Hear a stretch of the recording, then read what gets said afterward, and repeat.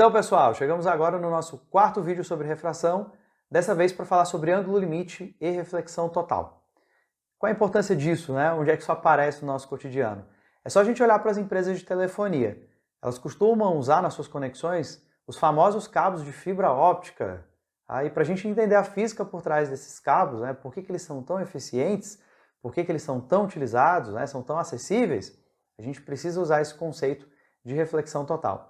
Ele também vai aparecer em outros casos, outros instrumentos ópticos bastante conhecidos, como os binóculos e os periscópios.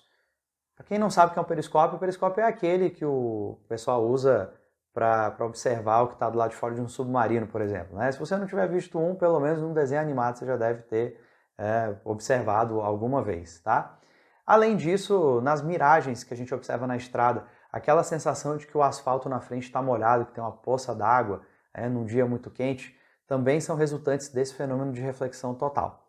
Mas antes da gente falar sobre essas aplicações, sobre essas situações onde o fenômeno está presente, eu quero trazer alguns conceitos da aula passada, tá? Aliás, da aula 2, que foi quando nós falamos sobre a lei de Snell-Descartes e explicamos como é que ocorre o desvio dos raios.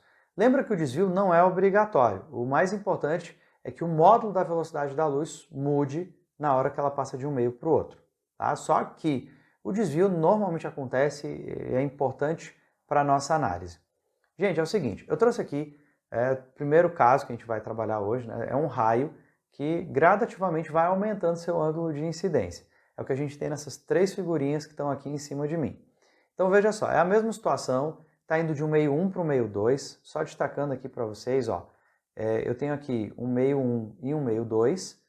O meio 2 é mais refringente, o índice de refração é mais alto lá. E aí só lembrando uma coisa da segunda aula, onde você tem um índice de refração maior é onde você vai ter o menor ângulo. Não importa se ele é o de incidência ou é o de refração, tá bom? Então é o maior índice de refração, é onde você vai ter o raio mais próximo da normal, certo?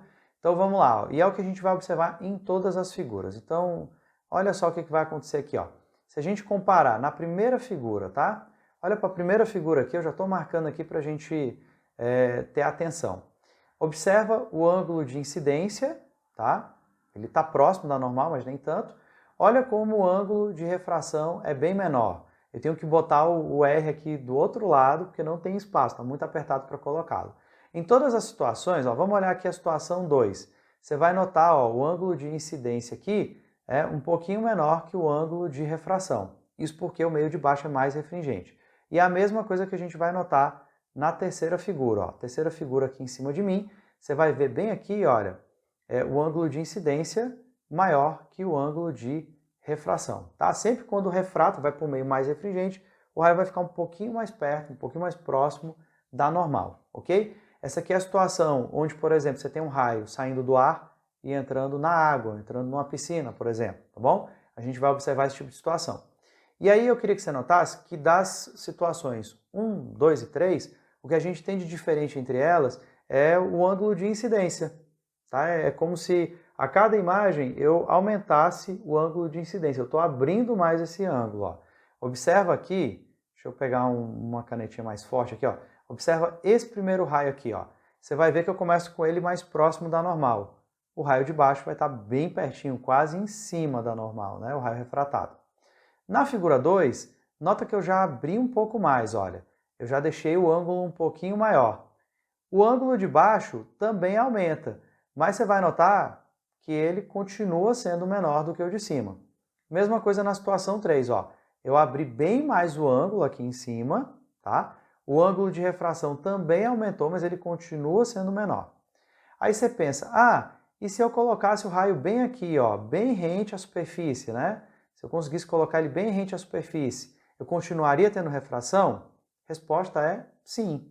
Ele ia ficar bem afastado da normal, né? Mas ele ainda ia continuar sendo transmitido aqui para o outro lado.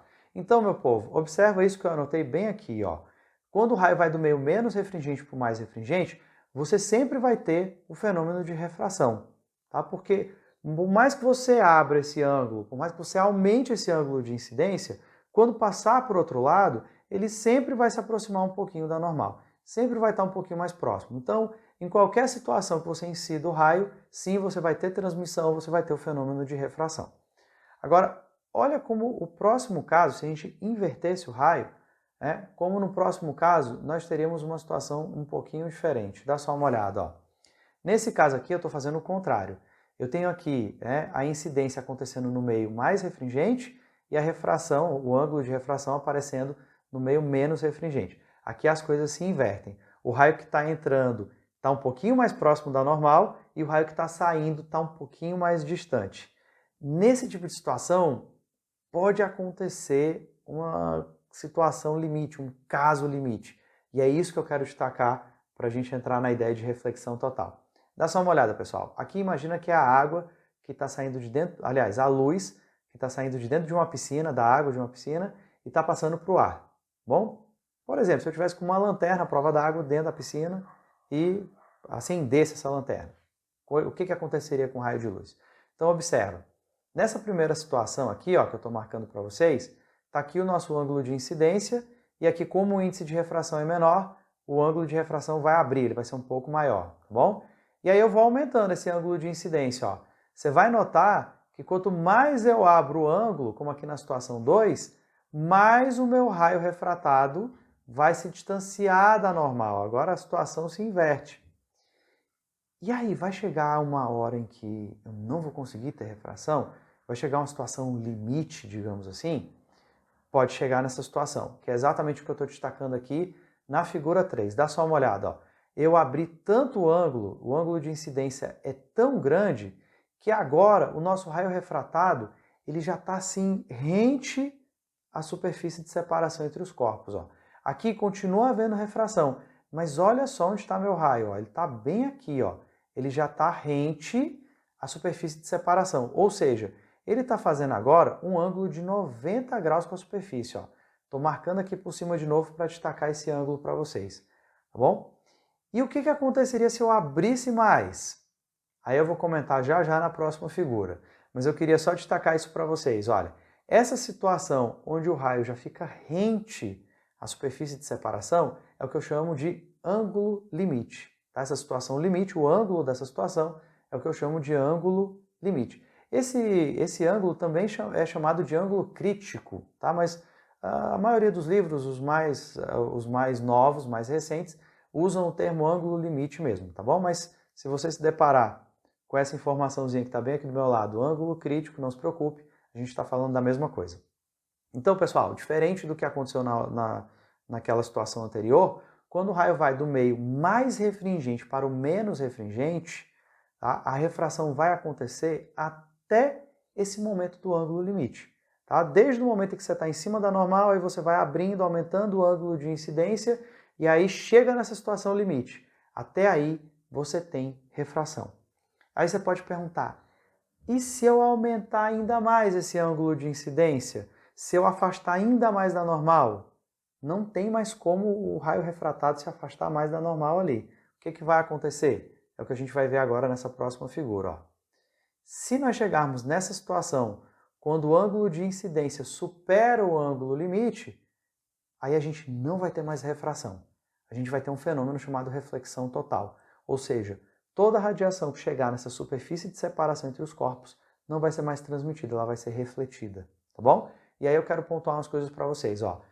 Vamos pegar aqui esse desenho que está aqui do meu lado como uma continuação daqueles 3 que a gente viu lá em cima. Ó. O ângulo limite seria representado por essa marcação que eu fiz aqui, tá bom? Esse seria o ângulo limite. Você viu que o meu raio, né, o raio que eu lanço bem daqui, ó, ele vai num ângulo, né, ele está num ângulo em relação ao normal maior do que o ângulo limite. Aí o que vai acontecer? O que vai acontecer é que não vai passar nada para cá. Eu não vou ter refração. Ele simplesmente vai ser refletido. E esse Rzinho aqui, ele já não tem mais relação com refração. Ele, na verdade, é o ângulo de reflexão, tá? E aí volta para as leis da reflexão, é aquele outro fenômeno, não tem nada a ver com refração aqui. Então, meu povo, é isso. Se você passar desse ângulo limite, se você abrir demais nessa situação específica, aí você vai ver que o raio não passa mais para o outro lado. Ele simplesmente é refletido. Pronto, galera. O que é reflexão total? É esse fenômeno, exatamente isso. quando a luz vai de um meio mais refringente para o menos refringente. Aí ele termina abrindo tanto que ele não passa mais, ele volta, ele é refletido. Tá? Então, isso basicamente é o que a gente chama na física de reflexão total. Onde é que nós vamos ter aplicações disso, né, meu povo? Como eu disse para vocês, tem um prisma específico chamado prisma de Porro, tá? Que é o que é utilizado em binóculos e periscópios. Tá? Quando a gente pega aqueles periscópios de brinquedo, né, principalmente esses de brinquedo, a gente abre e tem lá 2 espelhinhos dentro. Tá? Mas um periscópio grande de submarino, ele não vai usar espelho, ele vai usar um prisma desse que vai provocar essa reflexão total da luz. Por que a gente usa prisma e não usa espelho? E nos binóculos também, né? Por que a gente usa prisma? A gente vai, se você pegar a estrutura de um binóculo, você vai ver que dentro dele você vai ter alguns prismas desses daí fazendo a reflexão total. Por que a gente usa isso ao invés de espelho? Tem algumas vantagens, eu vou citar 2 para vocês, as 2 principais. Uma delas é em relação ao desgaste, porque a gente sabe que o espelho, principalmente se for perto de litoral, ele vai sofrer o processo de oxidação, e aí ele vai perder um pouco sua capacidade de reflexão. Tá? Com o tempo, ele não vai sendo tão bom, né? Ele vai perdendo sua eficácia.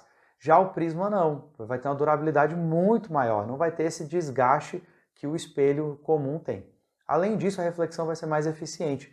Por que ela é mais eficiente? Porque num espelho desse, um espelho comum, você vai terminar tendo aí um pouco de absorção da luz. Um pouco da luz que chega no espelho é absorvida. E quando a gente fala de um prisma desse, a gente tem uma quantidade muito maior de luz sendo refletida, tá bom? Então ele é bem mais eficaz nesse sentido. Outra situação, né, são os cabos de fibra óptica. Esse fibra óptica eu citei agora há pouco para vocês, né? Aí como é que funciona, né, o cabo de fibra óptica? É só você ter aqui um material, por exemplo, vidro, o pessoal usa muito vidro e plástico, tá, com um índice de refração mais alto que o do ar, e aí o que vai acontecer?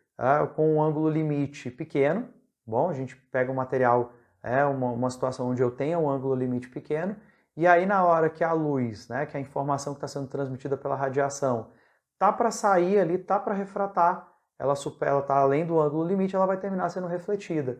E aí ela vai sendo refletida indefinidamente dentro do cabo, a informação não se perde e vai sendo transmitida a uma velocidade muito alta, a velocidade da luz. Algumas vantagens, eu coloquei nesse quadrinho do lado, eu peguei lá do InfoEscola, do site InfoEscola, referência aqui embaixo, eles colocam algumas vantagens, né, do uso da fibra óptica em relação a outros cabos. Começando aqui pelo fato da matéria-prima abundante. Basicamente é plástico e vidro, é material fácil de achar e barato. Maior capacidade de transmissão de informações, a informação não vai se perder, a perca é irrisória. Ele não sofre, vai terminar não sofrendo interferência de ondas eletromagnéticas.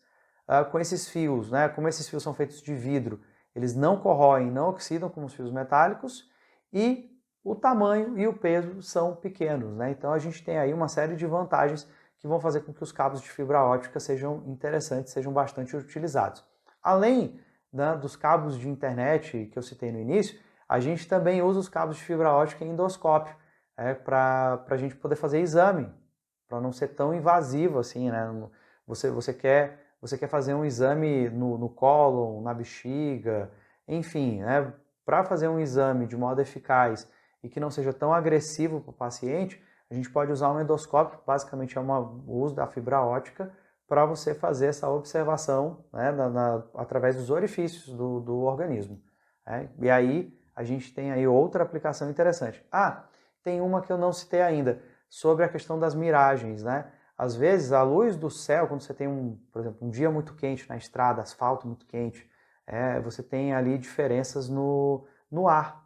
Principalmente ali perto da superfície, você tem um ar mais quente. E aí essa diferença do ar frio para o ar quente na estrada vai terminar funcionando como uma separação de meios. Vai terminar se comportando como meios diferentes. E aí na hora que a luz que está sendo refletida pelo céu chega na parte de baixo, próximo à superfície, ele também vai sofrer reflexão total. E aí vai te dar aquela miragem, vai te dar aquela sensação de que o asfalto está úmido. Outra situação onde o fenômeno de reflexão total acontece é num diamante. Os diamantes são lapidados para que dentro deles você tenha uma infinidade de reflexões totais, de reflexões dessas. Então a luz entra entra no diamante, sofre uma série de reflexões lá dentro e aí depois ela sai. E aí como são várias, assim, você tem muita radiação entrando, né, e sendo refletida, ela termina saindo com muita intensidade. E é isso que dá aquele brilho característico do diamante. Bom, mas vamos seguir em frente, ó. Além da gente saber aplicações, é importante também que a gente saiba medir o ângulo limite. E é com isso que a gente vai finalizar a nossa conversa de hoje. Então eu vou pegar essa situação, né, a gente já sabe, já está aqui numa situação em que o meio 2 tem um índice de refração maior que o meio 1. A gente tem aqui exatamente o caso do ângulo limite, ó. Aqui a gente tem uma refração, mas ela acontece a 90 graus em relação ao normal, tá? E aí vamos ver como é que a gente calcula isso, como é que a gente calcula esse ângulo limite. Meu povo, é o seguinte, lembra que o N1 é o índice de refração menor, destacando aqui para vocês, e o N2 é o índice de refração maior. Usando a lei de Snell-Descartes, como é que a gente vai fazer?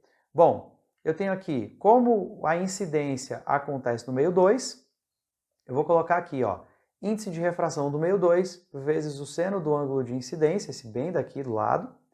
E aqui em cima, ó, tem o índice de refração do primeiro meio, que é esse meio aqui de cima, tá? Esse meio aqui de cima, vezes o seno do ângulo de refração. Só que veja só, quando nós chegamos no ângulo limite, tá? Já está bem claro aí pra gente quanto vale esse seno. A gente tem aqui, ó, no caso, um ângulo de 90 graus. E aí, meu povo, o ângulo de 90 graus a gente já sabe. Esse seno aqui, e aí eu vou colocar aqui seno de 90 graus, vou anotar aqui do lado, ó. O seno de 90 graus é igual a 1. Então pronto, o que a gente vai fazer? A gente vai pegar só esse ângulozinho aqui e vai substituí-lo, esse ângulo não, né? Esse seno, e nós vamos substituí-lo por 1. Vou deixar um pouquinho menor aqui meu traço para a gente finalizar. Então, pessoal, fica assim, ó. Fica o índice de refração do segundo meio vezes o seno do ângulo de incidência. Como aqui já é a situação limite, a gente costuma chamar de L, seno do ângulo limite. Isso é igual ao índice de refração do primeiro meio vezes 1. E aí, como eu quero descobrir exatamente esse seno, eu vou pegar esse N2 e vou jogar para o outro lado. Como ele está multiplicando, ele vai passar dividindo. E aí, como é que fica o final das nossas contas, né? Ele vai ficar assim, ó. Vou fazer aqui do lado, ó. A gente vai chegar à conclusão que o seno do ângulo limite nada mais é do que o N1 sobre o N2. Ou seja, o índice de refração do meio, né, onde o raio está sendo transmitido, sobre o índice de refração do meio de origem. Só que às vezes, quando a gente olha esse negócio de N1, N2, pode ficar meio confuso. E aí eu vou logo lembrar você, ó, quem é o N1? É o menor. Quem é o N2? É o maior. Então você não vai nem perder muito tempo analisando. Você simplesmente vai fazer isso, ó. O seno do ângulo limite é a divisão do ângulo, né? Você vai pegar, aliás, o índice de refração menor e você vai dividi-lo pelo índice de refração maior. Se for para lembrar uma relação, eu aconselho que você lembre essa daqui que eu estou destacando aqui do meu lado, tá bom? Porque aí você já associa logo o menor e o maior. E tem uma outra coisa, se você tiver um conhecimento básico de trigonometria, tem uma outra coisa que vai te ajudar a reconhecer quando você está fazendo a conta certa ou errada. Não esquece que o seno de um ângulo não pode assumir valores maiores do que 1. Tá? Então é óbvio que dos dois índices de refração, o menor tem que estar em cima. Porque se você jogar o maior em cima, o resultado vai dar maior do que 1. Então isso aí já nem se enquadra na trigonometria. Tá? Então o resultado sempre é esse. Você quer determinar quem é o ângulo limite, a gente vai atrás do seno dele. O seno do ângulo limite é o índice de refração menor sobre o índice de refração maior. Aí com isso, é claro que você não é obrigado a associar o valor de um seno com o ângulo correspondente. As questões podem te dar uma tabela, podem te informar os valores de alguns senos, e aí na hora que você faz a conta fica fácil fazer a identificação. A questão sempre vai ter que te dar essa tabelinha, alguma coisa do tipo. A não ser que sejam valores de seno conhecidos, como o seno de 30, 45 e 60 graus. Tá? Fora esses casos, esses casos conhecidos, os demais eles te dão a tabelinha para você reconhecer. Pois bem, pessoal, então com isso a gente encerra a nossa conversa de hoje. A reflexão total é esse fenômeno, quando a luz está indo de um meio mais refringente para o menos refringente. Se você abrir demais o ângulo de incidência, o raio simplesmente não passa. Ele vai refletir totalmente e é isso que configura o fenômeno de reflexão total. Para calcular o ângulo, é só você fazer como a gente comentou aqui do lado. Nos próximos vídeos a gente ainda vai falar sobre o dióptro plano, que é um outro fenômeno interessante que está associado com a profundidade de piscina, a ilusão que a gente tem, e vamos fazer um pouco mais de exercício, inclusive, com o assunto que a gente está tratando agora, tá bom? Então é isso, galera, espero que vocês tenham gostado do vídeo. Qualquer dúvida que vocês tenham, coloquem aqui nos comentários, que assim que for possível a gente olha e responde para vocês, tá? Se forem muitas dúvidas, a gente pode até fazer um outro vídeo para tratar exatamente do que vocês colocarem aqui. Então é isso, galera, até o próximo vídeo.